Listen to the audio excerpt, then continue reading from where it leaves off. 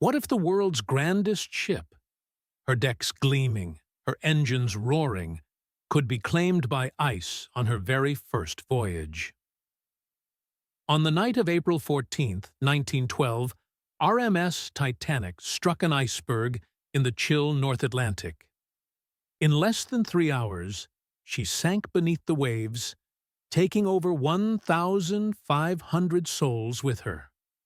I'm your guide, and tonight we relive the Titanic's maiden and final voyage, from her opulent grand staircase to the desperate scramble for lifeboats, from heroism amid chaos to lessons still echoing today. Brace yourselves. It's a journey into one of history's most haunting tragedies. By 1910, the White Star Line set out to redefine luxury at sea. Titanic and her sister ship Olympic would be floating palaces, steel-crafted leviathans boasting Turkish baths, electric elevators, and a dining saloon fit for royalty.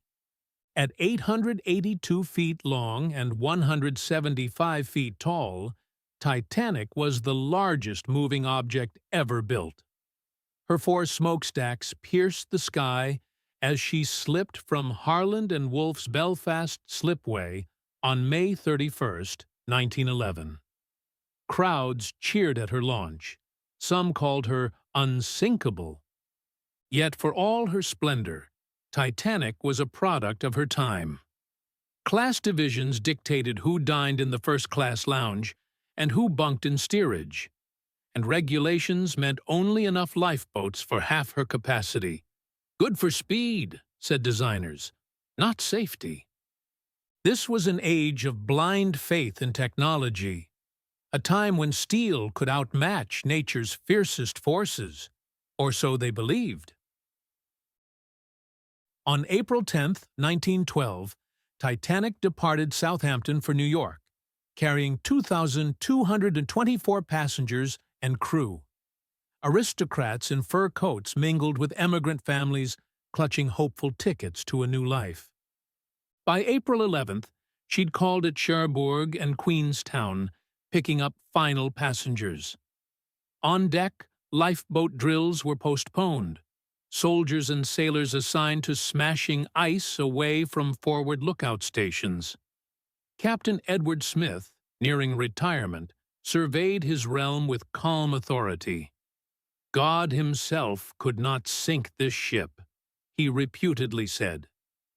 Beneath the glamour lay humming turbines, luxurious parlors, and hidden passageways, every inch dripping with Edwardian elegance. Yet by April 14th, the temperature plunged, and an ice warning arrived from the Californian. Big ice ahead. The wireless operator, busy sending passenger messages, let it slide below the din. Shortly before midnight on April 14th, lookouts Frederick Fleet and Reginald Lee spotted dark shapes on the horizon. "Iceberg right ahead," Fleet cried. The helm spun, too late. Impact reverberated through her keel, as steel plates groaned and rivets popped. Water sluiced through a 5-compartment breach. Titanic's watertight bulkheads sealed, but only up to 6 compartments. With 7 flooded, she would sink. Below decks, passengers felt a sudden jolt, then calm. Some dismissed it as a bump in the dark. Few grasped the true peril.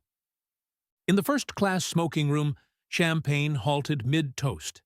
In steerage, families comforted children, uncertain and afraid. Meanwhile, Captain Smith and his officers rushed to assess damage. The call went out, "Prepare the lifeboats." It was the first official sign that Unsinkable might yet succumb to nature's wrath. Early on April 15th, 12 a.m., the first lifeboat was lowered with only 28 people aboard, though it could hold 65. Women and children were urged in first, but panic reigned. Class barriers slowed steerage passengers. Crew held gates, unsure of orders. First-class grandmothers and second-class youths slipped into boats. Third-class families struggled with language and locked corridors. Some crewmen hesitated. Some refused to let men aboard, even with empty seats. Others, overcome by duty, stayed behind, guiding frantic crowds. On deck, the band played "Nearer, My God, to Thee," offering comfort as the chill wind cut through Titanic's corridors. Lifeboat after lifeboat drifted away. Only 20 of 64 stocked and lowered. Over 1,500 left on board as the bow dipped beneath the waves. At 2:17 a.m., the lights flickered and went out. Titanic's stern rose skyward, then leveled, and slipped beneath the dark sea with a final roar, never to be seen again. A handful of officers and engineers stayed at their posts, keeping lights alive and steering until the end. Wireless operator Harold Bride strapped himself to his set, sending distress calls until water lapped at his cabin floor. Across the water, the RMS Carpathia steamed at full speed, despite ice warnings, guided by Titanic's CQD calls. At 4:10 a.m., she arrived to pick up survivors, 710 souls clad in lifebelts and desperation. The sea, studded with lifeboats, became a mosaic of grief and relief.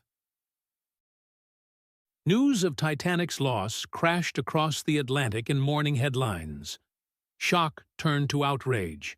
How could a ship with enough lifebelts for 64 lifeboats have carried only 20? How could a vessel hailed as Unsinkable founder on its first voyage?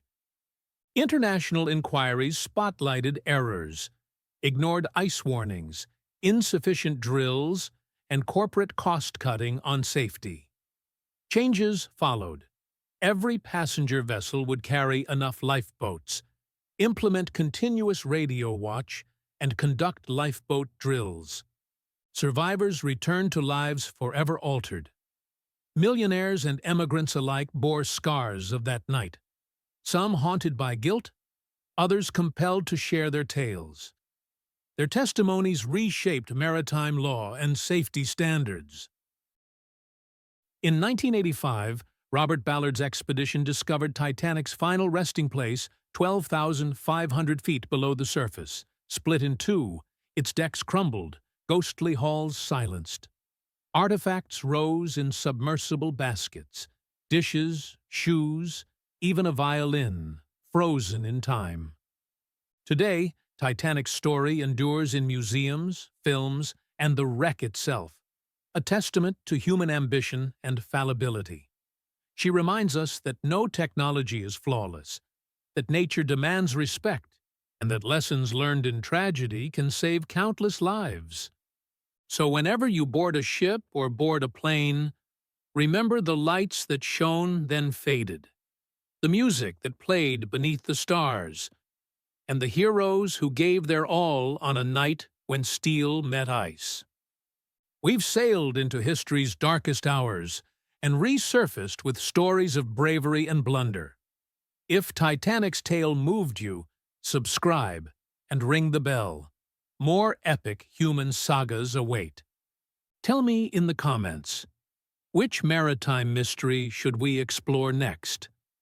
Until then, keep seeking the hidden depths of our past, one voyage at a time.